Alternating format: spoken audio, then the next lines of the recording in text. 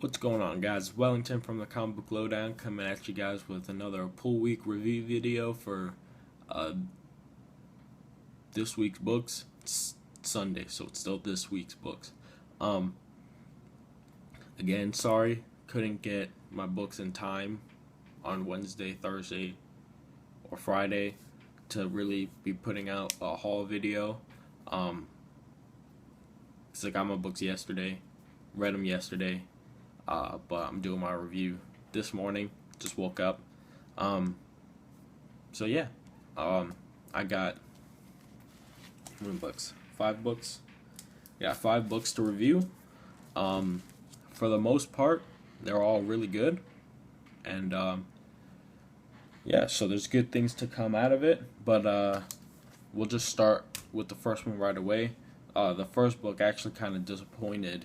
That was Deadpool issue number 29. This is the original Sin issue, and with a cover like that, you're expecting to see like a lot of, heavy stuff, but unfortunately, it's just the cover with this issue. The inside of the issue kind of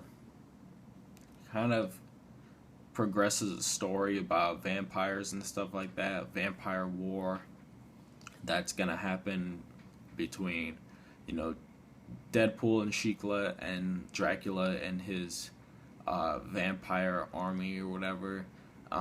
That's kind of the main focus for this book, and it's not seeming like it's gonna be interesting right now. Yeah, it doesn't seem like it's gonna be too interesting. They don't go very much into the original Sin part of this book, which is supposed to be like Deadpool's past and stuff that they've alluded to in other issues, kind of like how Deadpool's got this traumatic past. They allude to it a little bit, but not as much as what I would have expected from this issue. They kind of go into what they go into what happened to Eleanor, Deadpool's daughter, and her status, whether she's alive or dead. We find all that stuff out, and we find out the story behind it, and that comes in a flash, kind of to Agent Preston, because Shield was responding to the all units kind of converge on wherever the Avengers were when they found the people with the Watcher Eye in Original Sin. So kind of blew up in their face, and then everybody's kind of seeing their own or somebody else's sins, and Agent Preston sees Deadpool's, like, the story behind Eleanor, and then Agent Adist kind of sees something else, but we don't see what he sees yet. Hopefully we see what happens. But overall, this issue is a bit disappointing. I don't really like the Shikla character very much. His wife, ever since the marriage issue and the book went up in price, the quality of the story has actually gone down. So, it's kind of like a negative trend that's happening for this book. So hopefully it gets better very soon, because I love the book, I love the character, and I've been, advocating for the book for a long time, but right now I can't say that I recommend the book. So that's Deadpool issue number 29. Next book is Thunderbolts issue number 26. This past story arc has actually been pretty good, really entertaining, and unfortunately Charles Soule's last arc on this book. I say unfortunately because he actually wrote arcs that I liked, but then again, it's not like he wrote the best Thunderbolts stuff still, so there's going to be two more writers that come on. I forgot their names. Something, I think like Ben Acker and something Blacker. So Acker and Blacker are going to be the writers um, to this book starting next issue. The next issue kind of seems like it's going to be good because I saw like a little preview cover art to it. It's going to be the Punisher versus the Thunderbolts, which should be cool. But this issue was actually pretty cool as well. Throughout this whole arc, Thunderbolt Ross, Red Hulk, he kind of put everybody through this like gauntlet of trying to find some power in Honduras, that he sent a mission, or he sent a group of men out a long time ago to check out, and those group of men never came back. And the journey through this jungle and everything is really dangerous. It's like sea monsters and like Indiana Jones kind of hidden temple traps in this like kind of temple that they have to navigate through. People are double crossing each other. Like the leader ends up being the cause for Ghost Rider's death. Pretty much everybody's death, including his own, because he ends up dying in this book. So he ends up, everybody pretty much dies throughout this arc, to make it short. Even Deadpool, except for Red Hulk. And so there's kind of an epiphany with a character that has the power to kind of alter things. I don't want to go too much into it because it's better explained in the book through situation. But he comes to a crossroads where he can either do one thing or the other thing, and he chooses the other thing, and it kind of resets everything from the start. Resets their whole kind of position back to the start of this arc.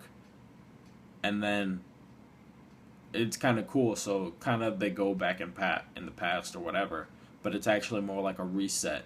And Thunderbolt Ross actually declares that they're going to start doing stuff differently for the better, because of the epiphany that he had through this book, which is actually pretty good.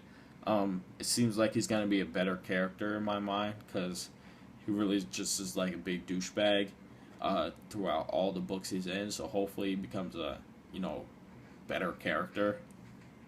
But yeah, Thunderbolts issue number 26, pretty good book. This arc has been my favorite arc from Thunderbolts so far. And yeah. But we got the next book right here. That's Batman issue number 31. I actually really like this cover. I know a lot of people have been kind of tired of the Greg Capullo covers, and some of them have been like void of background. But this one, even though there is a lot of kind of, I guess you would call it negative space, because there's not much going on back there, but there's a little bit of city down here, and all of this kind of in the foreground.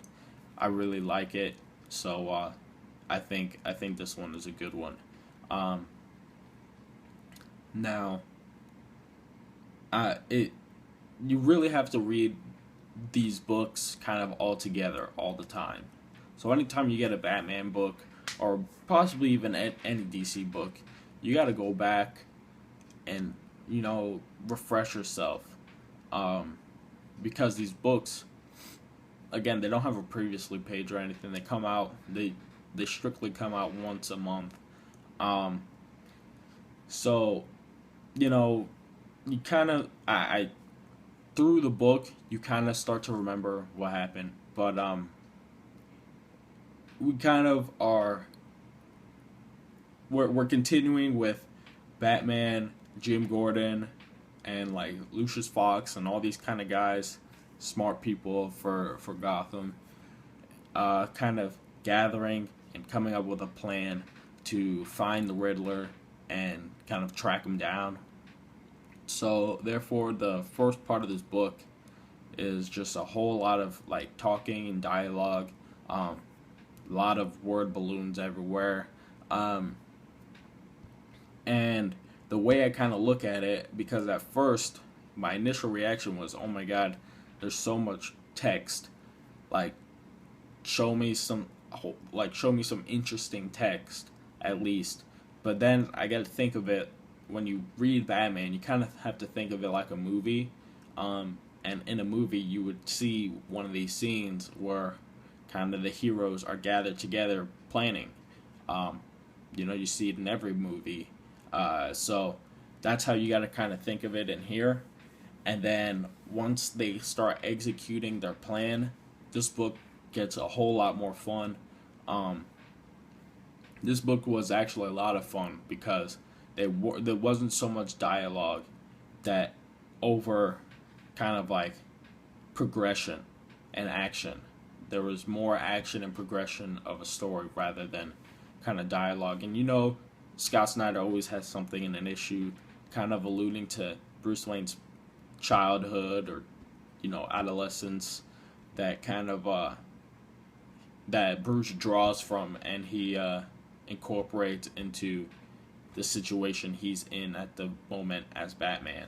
And Scott Snyder does a really interesting one in this one when he's kind of confronted with a school problem that he doesn't want to answer, and the teacher's making him answer it, or else the class can't leave. So he has to come up with an answer and kind of save everybody in the class, all his classmates, from staying in the class. But he doesn't want to do it, and he's drawn from his experience there to kind of give him strength to overcome, the Riddler, because now he is the only one that can challenge the Riddler and save everybody in Gotham. So, Batman issue number 31, shorter review, but turns out that this final arc is actually being pretty good. But you just have to kind of sift through all of Zero Year to get to the best stuff, which is at the end. So I'll probably do like a big review on Zero Year once it all comes out. At the end, I'll read it all again in a row and see how it plays out. Should play out a lot better actually. But anyways, the next book I got here is Miss Marvel issue number 4. Really like this book actually. I super recommend Miss Marvel. This book, last issue, Kamala, she got accidentally shot by a robber or bank or burglar or thief or whatever you want to call her. She got shot by a thief kind of trying to rob Bruno's grocery store, or Bruno's convenience store, turns out it was Bruno's brother just trying to act like he's robbing the place, but he was really trying to get some money. He had a gun and a mask, ski mask on and everything, and then Kamala comes in, disguised as Captain Marvel, with the blonde hair and she looked like Captain Marvel, and she was kind of apprehending Vic. Vic is kind of like a troubled youth in this book. She's apprehending him, and then the gun went off, and she got shot, and he kind of ran. And so in this issue, he kind of gets away, and we kind of deal with Kamala exposing herself to Bruno, one of her friends, that she is this Miss Marvel, Captain Marvel character, and it's not the actual Captain Marvel, Miss Marvel, Carol Danvers person. She exposes herself, and after she kind of shapeshifts, it turns out she can heal herself when she turns back to her real self. And all these kind of realizations, all these coming to her powers are all very interesting. The writing is done well. The dialogue in here is entertaining and intriguing.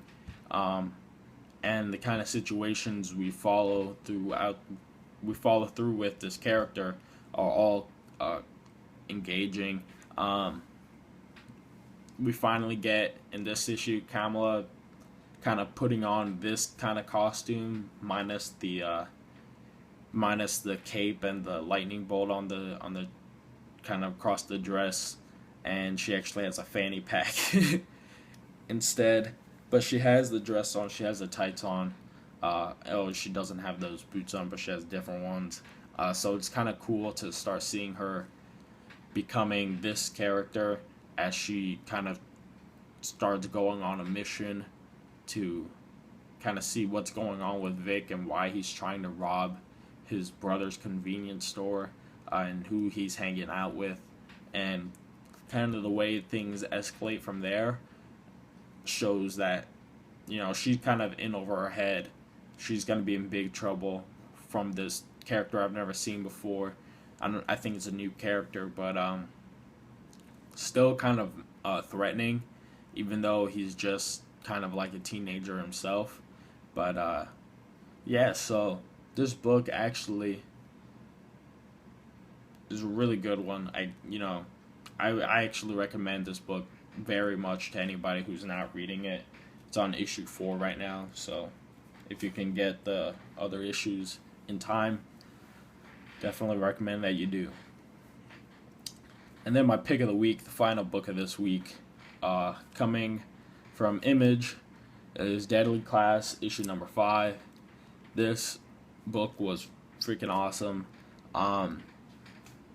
Last issue, we see kind of the main group of characters, including Marcus, go on a road trip to Vegas to, kind of get drugs, get some money, have fun, but also one of the kids in this kind of entourage is named Billy, he's some kind of punk rock kid, and his mission for going to Vegas is to actually kill his dad. But he doesn't want to kill his dad. He wants Marcus to, because he can't kill his own dad. He can't bring himself to do it, but he feels his dad deserves to die. Therefore, he wants Marcus to kill his dad because Marcus has proven that he can kill people.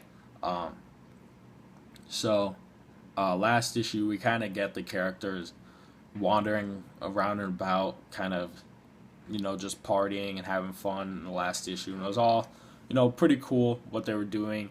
But in the last issue, Marcus took a lot of acid, and he's tripping really hard.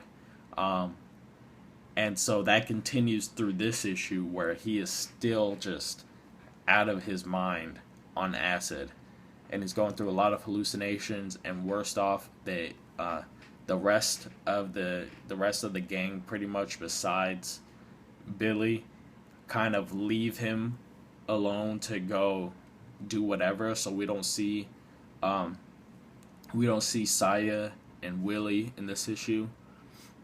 And so it turns out that we really just follow Marcus as he's freaking out through this whole issue, and he doesn't know like what's going on, but he has some kind of idea what's going on. And it gets to the point where they start to execute the plan, Billy and Marcus. Billy goes first, and he starts trying to kill his dad, and his dad kind of gets the upper hand on Billy, and Marcus ends up killing him by like kind of bashing his head in. It's really violent. And then it's just becomes this like paranoid struggle as they've locked themselves out of their room, and now they don't have a key. Now they have to go through the casino with blood on them and find Saya. So or Saya. I don't know how you would say it. But so now they're both freaking out. Once Marcus gets in a huge crowd of people at the casino, he starts freaking out even more. But then he starts playing the slots because his big Mr. T came out of the slot machine and told him to play. It's weird because he's on acid. So that happened. He won a bunch of money, and the security kind of took him away to question him and checked his ID. It was a super fake ID. So now he's got blood on him, and he's in a security office, and just tensions are rising hardcore in here, and just a lot of things start happening. A lot of things play out in this book. Just a high intensity book, and then kind of things occur where Marcus is loose again, and he gets himself into even more trouble because of Maria. So another girl that likes Marcus is trying to have sex with him, and is about to, until her jealous, crazy boyfriend I think his name is Chico, kind of busts the party, and we get a huge freaking chase and fight scene between Marcus and Chico at the end of this book. So just so much to want from this book, so much to get, and it's just freaking intense. It's an intense book. The way this ended was just lights out, literally just lights out. And I cannot wait till issue 6, because this is one of my favorite books. And it's coming from Image, so definitely happy to have an independent book that is being a pick of the week, so it's it's pretty good. And that's all I have to say about that. So Daily Class issue number 5, pick of the week, and those are my books. So I'm Wellington, signing off for the Comic Book Lowdown. See you guys next time.